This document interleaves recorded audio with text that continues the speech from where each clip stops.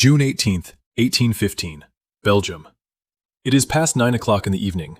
The sun has almost disappeared behind the hills of a small Belgian village called Waterloo. And on that muddy, blood-soaked field, a man is sitting completely alone inside a small farmhouse. His coat is dirty. His hands are trembling. His eyes are fixed on nothing. Just 12 hours ago, this man had an army of 72,000 soldiers standing behind him. He had cannons. He had cavalry. He had the greatest military mind Europe had ever seen. And now, it was all gone. Outside that farmhouse, thousands of his soldiers lay dead in the mud. Thousands more had run away in panic. His generals had failed him. The weather had betrayed him. And history had finally caught up with him. His name was Napoleon Bonaparte, and in a single afternoon, the most powerful man on earth had lost everything. But here is the question that nobody asks. Was Waterloo really the night everything ended? Or was it simply the last chapter of a story that had already been broken, years before, by one man's greatest mistake? Because to understand how Napoleon lost everything, you first have to understand exactly what he had. And more importantly, you have to understand the single decision that began destroying it all.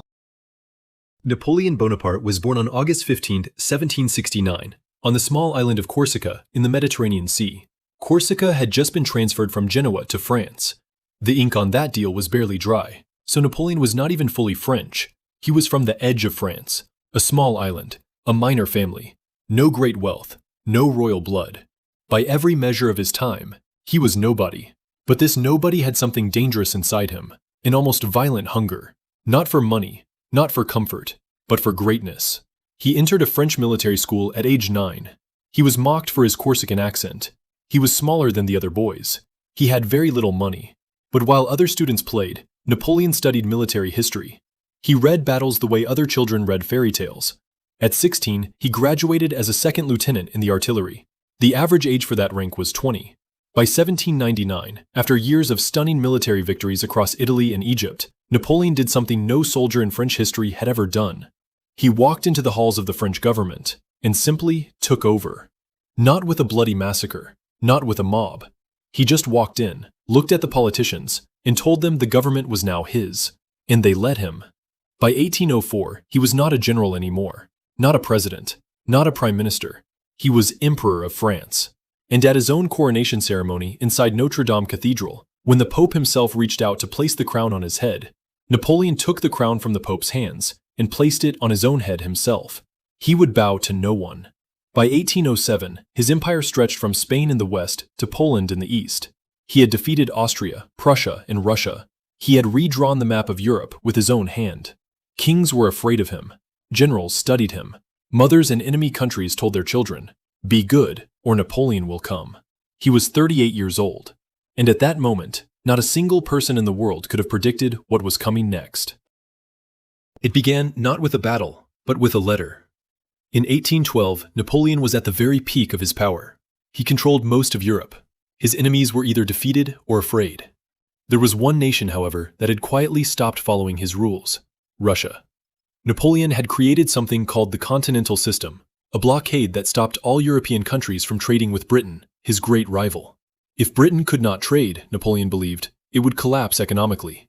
But Tsar Alexander I of Russia had quietly reopened trade with British merchants. The Tsar had looked at Napoleon's rules and decided to ignore them. For another man, this might have been a diplomatic problem, something to negotiate over. For Napoleon, it was an insult he could not allow to stand. On June 24, 1812, Napoleon led his army across the Neman River into Russia. His Grande Armée, the Great Army, was the largest military force Europe had ever assembled. 615,000 men crossed that river. Soldiers from France, Germany, Austria, Poland, Italy. The greatest fighting force in the world. Napoleon expected the campaign to be over within 30 days. He was wrong. The Russian army did something Napoleon had never encountered before. They did not fight him. They ran. Village after village, town after town, the Russians retreated deeper and deeper into their own country. And as they ran, they burned everything behind them. Crops, bridges, food supplies. Entire villages set on fire. Napoleon's massive army was marching through a land that was deliberately being emptied of everything they needed to survive. The main body of Napoleon's Grande Armée diminished by a third in just the first 8 weeks of the campaign, before any major battle was even fought.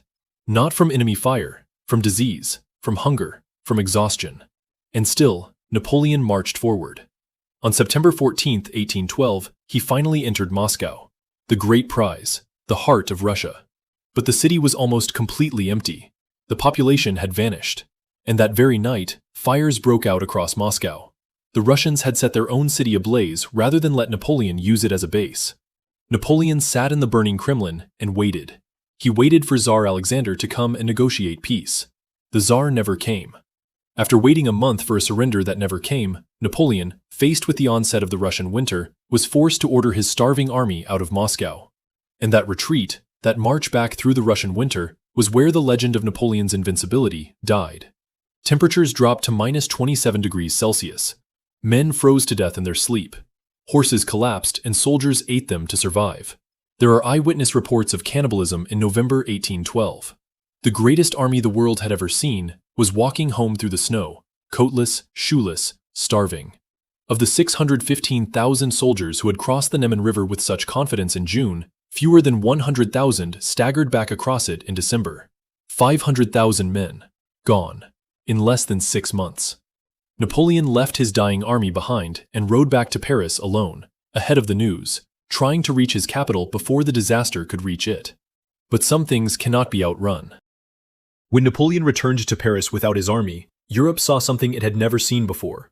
Napoleon Bonaparte, losing. And the vultures moved fast. Austria, Prussia, Russia, and Britain formed a coalition against him. For the first time, they fought together with a single purpose: to destroy Napoleon once and for all.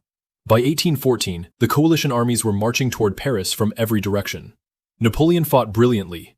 Even now, even with fewer soldiers, his tactics were extraordinary.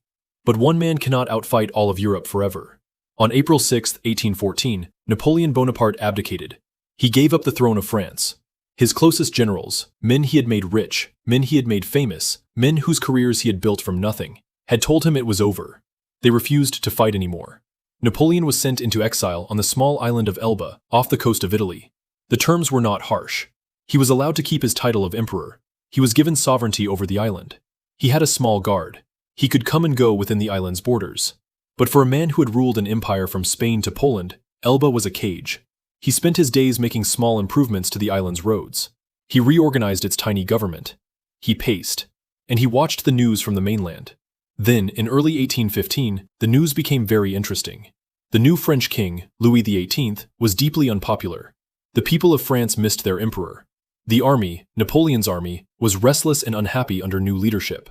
On February 26, 1815, Napoleon escaped from Elba with just over 1,000 men. He sailed for France. When he landed near Cannes in the south of France, King Louis XVIII sent soldiers to stop him. Those soldiers marched toward Napoleon with their rifles raised. Napoleon walked toward them alone, opened his coat, looked them in the eyes and said, "If any one of you wishes to shoot his emperor, here I am." Not a single shot was fired. The soldiers lowered their weapons, raised their hats, and joined Napoleon's march. By the time he reached Paris, his army had grown from 1,000 men to tens of thousands. King Louis XVIII fled the city. And on March 20, 1815, Napoleon walked back into Paris in triumph. Europe was stunned. And Europe was furious. This period, Napoleon's return to power, became known as the 100 Days. It lasted exactly 111 days.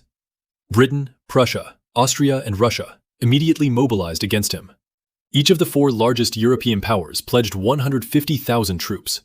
For the first time, they appointed a single general to lead all their combined forces, the Duke of Wellington, the one British commander who had never lost to Napoleon. Napoleon knew what was coming. He did the only thing Napoleon ever did. He attacked first. He struck into Belgium, hoping to defeat the British and Prussian armies separately before they could join together. On June 16, 1815, Napoleon successfully attacked the Prussian army at the Battle of Ligny. It was a victory. He sent a third of his forces to chase the retreating Prussians, to keep them away from Wellington. June 18, 1815, Waterloo. Napoleon's remaining 72,000 men faced Wellington's 68,000. The night before the battle, a terrible rainstorm had soaked the entire battlefield. The ground was completely waterlogged, thick mud that could swallow a cannon wheel whole. They had to wait until 11 o'clock in the morning for the rain-soaked ground to dry enough to get the French artillery into position. Those lost morning hours cost Napoleon everything. because those were the same hours that the Prussian army, the army Napoleon had sent his men to chase, was quietly marching toward Waterloo to join Wellington. In a fatal delay, Napoleon waited until midday to give the attack command, and that delay gave the Prussians time to march to Waterloo and join the battle by late afternoon. Through the long afternoon, Napoleon attacked Wellington's lines again and again, and Wellington's army, fighting from a ridge, using the landscape brilliantly, held.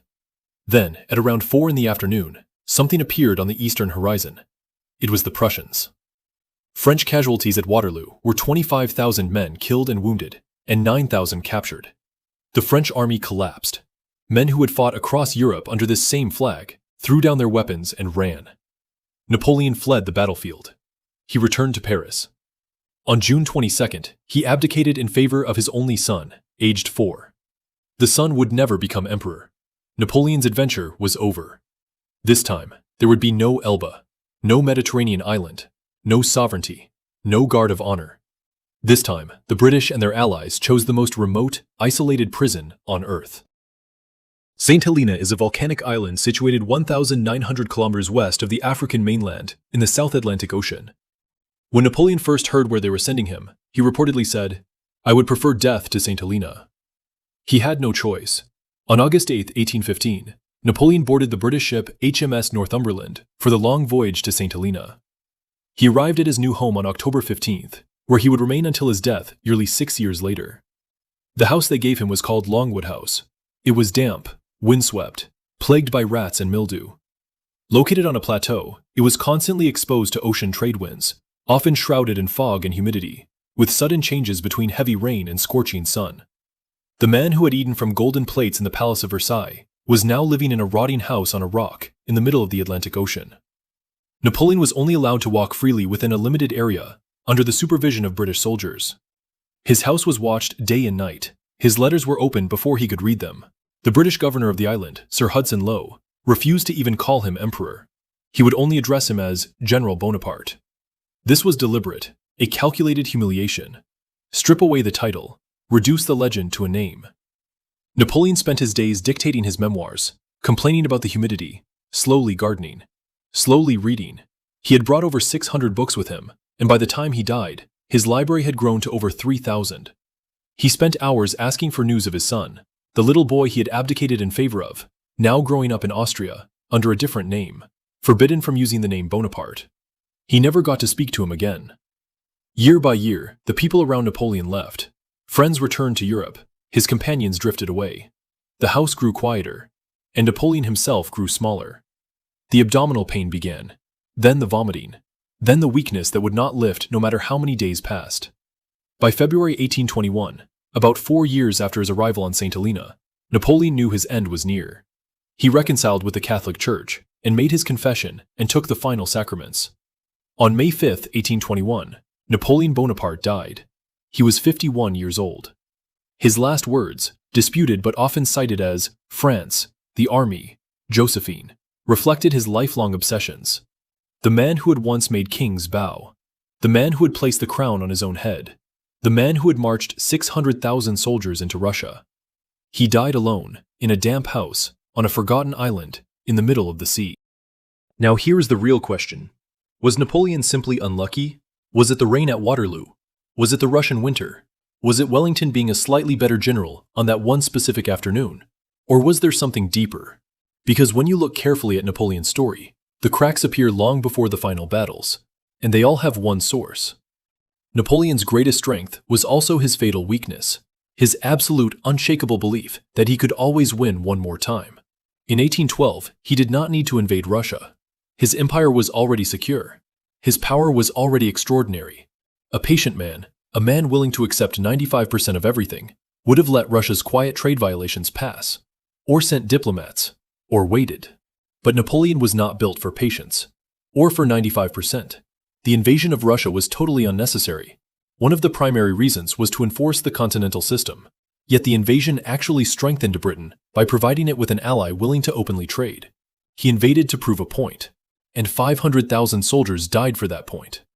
After Russia, the other European powers saw what they had never seen before. Napoleon's army destroyed. The aura of invincibility, the one thing that had held his empire together through sheer fear, It was gone. And then, in 1815, when the whole world had already defeated him once, when he had already been given a peaceful exile, he escaped and tried again. His story teaches the dangers of overexpansion, the importance of accepting compromise, and the consequences of believing you can always win one more battle. Napoleon could not retire, could not stop, could not accept that some things are over. And that inability to stop, not Wellington, not the Prussians, not the rain at Waterloo, that was the thing that truly destroyed him.